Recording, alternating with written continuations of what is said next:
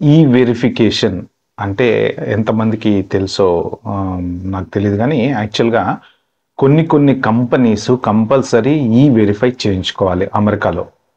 అంటే ఇప్పుడు ఇది ఈ వెరిఫికేషన్ అనే టాపిక్ ఎందుకు వచ్చింది అంటే రీసెంట్గా అనన్య అనేటువంటి మన ఇండియన్ ఉమెన్ దుబాయ్లో ఉంటారు.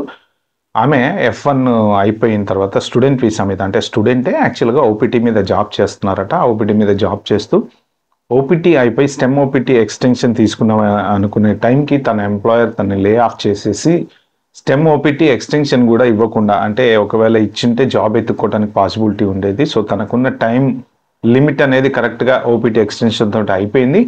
వేరే జాబ్ ఎత్తుకునేటువంటి టైం కూడా సరిపోక అన్ఫార్చునేట్ సిచ్యువేషన్లో తను అమెరికా నుంచి వెళ్ళిపోవాల్సి వచ్చింది. So she shared an emotional goodbye video అనమాట. అది సోషల్ మీడియాలో ఇప్పుడు వైరల్ అయింది. సో ఆమె ఉద్దేశం కూడా ఏంటంటే ఒక అవేర్నెస్ క్రియేట్ చేయటం కోసం షేర్ చేశారనమాట. ఆమె యాక్చువల్గా F1 నుంచి ఓపీటీ మీద జాబ్ వచ్చింది, జాబ్ చేస్తున్నారు. ఆ కంపెనీ ఎవరైతే ఉన్నారో వాళ్ళు జనరల్గా ఈ వెరిఫికేషన్ అనేది చేయించుకోవాలి. ఈ వెరిఫికేషన్ ఎందుకు చేయించుకోవాలి, ఎవరికైనా ఎంప్లాయ్మెంట్ ఇవ్వాలి అంటే ఫస్ట్ ఆఫ్ ఆల్ కొన్ని రీజన్స్ ఉంటాయి దానికి. Federal projects, US related federal projects ఏమైనా చెయ్యాలి అంటే ఈ వెరిఫికేషన్ ఒకటి కంపల్సరీ.